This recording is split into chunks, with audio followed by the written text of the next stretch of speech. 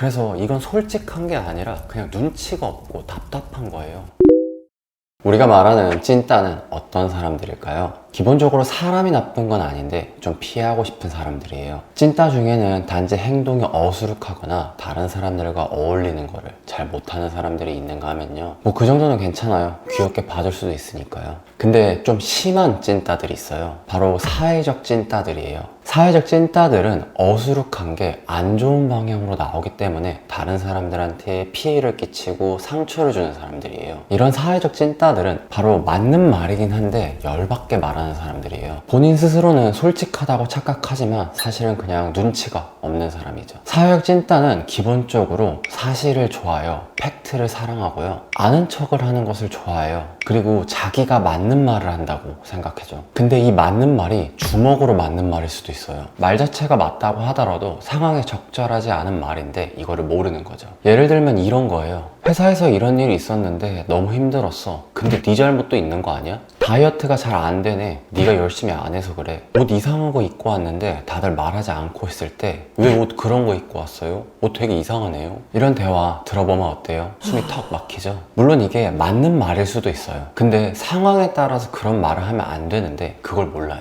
말이라는 게 그 자체보다도 상황이 중요한데 말이죠. 같은 말이라 할지라도 어떤 상황에 누가 말을 하느냐가 굉장히 중요하거든요. 근데 사회적 찐따들은 그런 걸 모르니까 맞는 말도 주먹으로 맞는 말을 하는 거예요. 이런 사람들은 분명 나쁜 사람은 아닌 것 같아요. 그렇다고 착한 사람인 것 같지도 않죠. 아는 척 하는 것 같아서 좀 재수가 없고요. 그리고 대다수는 본인이 자기가 그런 걸 알고 있어요. 그럼 이런 사람들이 왜 이런 말을 하는 걸까요? 이번 영상에서는 솔직하다고 착각하지만 그냥 눈치가 없는 사람인 사회적 찐따들의 속마음과 대처법에 대해서 설명드리겠습니다. 일단 이번 영상에서 말하는 사회적 찐따는요, 나쁜 사람은 아닌데 피하고 싶은 사람을 의미합니다. 그래서 악의를 가지고 그런 말을 하는 사람, 그 사람이 상처받을 것을 아는데도 그런 말을 하는 사람은 제외하도록 하겠습니다. 이건 그냥 못된 거니까요. 그러면 나쁜 건 아닌데 눈치가 없는 사회적 찐따들의 행동을 하는 이유는 무엇일까요? 여러 가지 이유가 있겠지만 개인차가 있기 때문에 물론 정말 여러 가지 이유가 있겠지만 크게 두 가지로 볼 수 있습니다. 첫 번째로 좋은 인상을 주고 싶기 때문입니다. 눈치 없이 말하는데 그게 왜 잘 보이기 위해서인지 좀 의아하시죠? 사회적 찐따들은 잘 보이기 위해서 말을 할 때 실수를 하기 때문에 그런 말을 하기 때문이거든요. 할 말이 없어서 아무 말이나 하다가 실수를 한다. 다들 한 번쯤은 경험해 본 적 있으시죠? 그렇다면 애초에 근본적으로 왜 친하지도 않은 사람한테, 익숙하지도 않은 사람한테 말을 걸고 노력을 할까요? 잘 보이기 위해서입니다. 좋은 인상을 주고 싶기 때문이죠. 그러면 왜 잘 보이는 사람 앞에서 아무 말이나 막 하게 될까요? 긴장해서죠. 그렇다면 왜 긴장을 할까요? 타인에게 잘 보이려는 욕구가 강하거나 자신에 대한 자신감이 부족하거나 이 두 가지 경우에서 대화에서 긴장을 하게 됩니다. 그러면 이런 긴장을 하게 되면은 우리는 어떻게 행동하게 될까요? 익숙한 일은 더 잘하게 되지만 문제는 익숙하지 않은 일은 더 못하게 됩니다. 뭐 어려운 말로는 이걸 주의 산만 갈등 이론, 뭐 사회적 촉진, 사회적 억압 뭐 이렇게 얘기를 하긴 하는데요. 간단히 말해서 긴장하게 되면은 발표를 잘 못하게 되잖아요. 이 발표를 못하게 되는 것도 긴장하게 되니까 내가 익숙하지 않았던 행동, 내가 평소에 하지 않았던 행동인 발표를 하게 되면 더 긴장하게 되고 내가 발표를 잘 못하게 되는 이유죠. 긴장하게 되면요. 그리고 타인에게 잘 보이기 위해서 더 넓게 말해서 타인에게 좋은 인상을 주기 위해서 긴장하게 되면요, 생각의 시야가 좁아지고 과한 행동을 하게 됩니다. 우리가 잘 보이는 사람 앞에서 괜히 긴장해서 더 말을 안 하거나 아니면 오버해서 말을 하는 거죠. 그 이유입니다. 그럼 대화에서 긴장돼, 잘 보이고 싶어, 생각의 시야가 좁아졌어, 이 세 가지가 합치게 되면은 우리는 어떻게 행동하게 될까요? 바로 어설프게 아는 척을 합니다. 사회적 찐따들이 아는 척을 하는 이유도 사실은 그 내용 자체에 대한 것보다도 잘 보이고 싶은 인정 욕구에서부터 시작된 거예요. 근데 생각의 시야가 좁아져서 상황과 맥락에 맞지 않는 말을 하게 되니까 사람들이 싫어하는 거죠. 그러면 사람들한테 욕을 먹고 나서, 사람들한테 눈치를 보고 나서 사회적 찐따들은 이렇게 생각합니다. 다른 사람들은 가식적이고 내가 솔직한 거야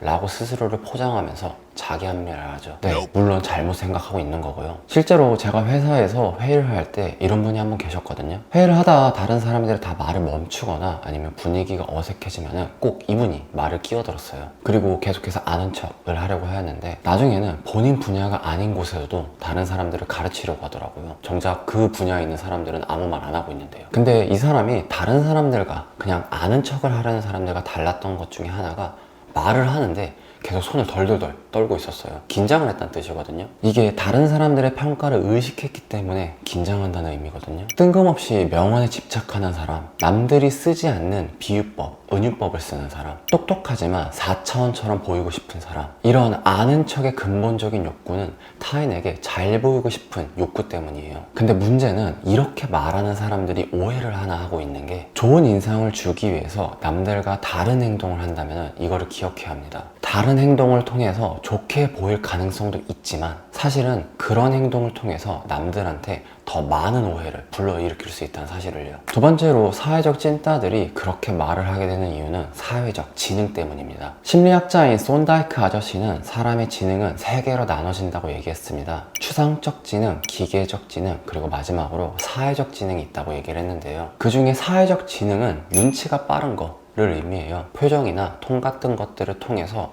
이 사람이 어떤 느낌이거나 이 상황에서는 내가 이런 대처를 하는 게 맞겠다 라고 하는 것들을 알고 있는 지능을 말해요. 배려는 지능순이라는 말처럼 배려도 정말로 지능 안에 포함되어 있어요. 그리고 이런 사회적 지능이 부족한 사람들은 인터넷에 나오는 단편적인 이야기만으로 다른 사람들의 이야기를 해석하려고 합니다. 그래서 상대방의 의도를 너무 쉽게 속단해버리고요. 상대방의 생각을 자기 마음대로 해석해버리는 경향이 있어요. 흔히 말하는 쿨한 찐따, 쿨찐이 되는 거죠. 근데 관계라는 게 절대 드라마나 소설에서처럼 어떤 단편적인 면으로만 나오진 않거든요. 요새 드라마나 소설도 애초에 단편적인 인물이 나오면 사람들이 별로 안 좋아해요. 그리고 우리 인간관계라는 것은 생각보다 굉장히 많은 데이터가 필요해요. 생각보다 아주 많은 데이터가 있어야지 우리가 자연스럽게 다른 사람들과 대화를 할 수 있거든요. 하지만 사회적 지능이 부족한 사람들은 이런 데이터가 부족하기 때문에 단편적으로 생각하고 부족한 데이터만으로 다른 사람들을 해석하기 때문에 말을 할 때 눈치가 없는 겁니다. 맥락을 보지 않고 어디서 들은 말로 그냥 갖다 붙여서 얘기를 하는 거죠. 이게 사실은 척 보면 아는 게 아니라 눈으로 보이지 않는 것들을 보지 못했을 때 이런 말을 하거든요. 그래서 이건 솔직한 게 아니라 그냥 눈치가 없고 답답한 거예요. 만일 그런 사람이 내 옆에서 나를 괴롭힌다면 이 말을 전해주세요. 배려도 지능순이라는 것을요. 열폭해서 죄송하고요. 그렇다고 사회적 지능이라고 해서 그 사람이 뭐 머리가 딸리네 이런 식으로는 해석하지 말아주세요. 사회적 지능은 우리가 아는 지능과는 일반적으로 우리가 아는 지능과는 조금 다른 느낌의 지능이고요. 그래서 지능이 부족하다기보다는 대처 능력이 어색하고 서투른 사람 정도로 이해하시는 게 나을 것 같습니다.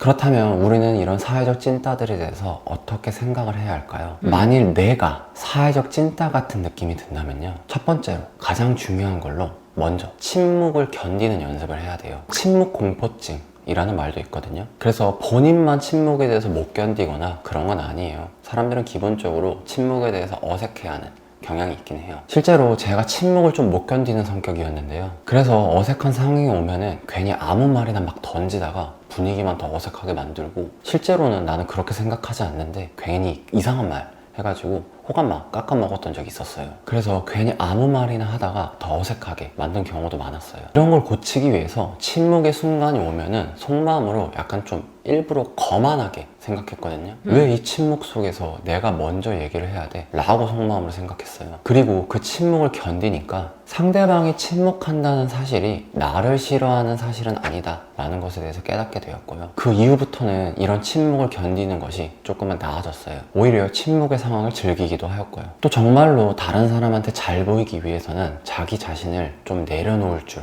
알아야 해요. 주위에 인기가 많은 사람들을 잘 둘러보면 생각보다 누군가가 우월해서 그 사람이 인기가 많은 것보다는 타인에 대해서 배려심이 많아서 인기가 많은 사람들이 생각보다 훨씬 더 많을 거예요. 우월성을 통해서 남들한테 잘 보이려고 하는 그 자존심을 내려놓는다면 더 좋은 인간관계를 만들 수 있을 겁니다. 그리고 마지막으로 그 사람한테 직접적으로 결정적으로 뭔가 큰 도움을 줄 게 아니라면 그냥 그 사람 옆에서 박수치면서 응원해주는 게 최고입니다. 그리고 그게 정말로 솔직한 걸 수도 있죠. 그러면 반대로 사회적 찐따를 우리가 대처하기 위해서는요, 이 영상에서 했던 말을 그냥 전해주면 돼요. 그리고 그 이상을 넘어가서 그 사회적 찐따들과 내가 원만한 관계를 유지하고 싶다면요, 조금 더 넓은 마음을 가지는 것이 해결책입니다. 사회적 찐따들이 그런 어리숙한 행동을 하게 되는 이유도 긴장이 크기 때문이거든요. 그래서 착한 내가 좀 더 배려해주지 라는 마음가짐으로 편안한 분위기를 만들어주고, 잘 보이기 위해서 그런 행동을 굳이 하지 않아도 된다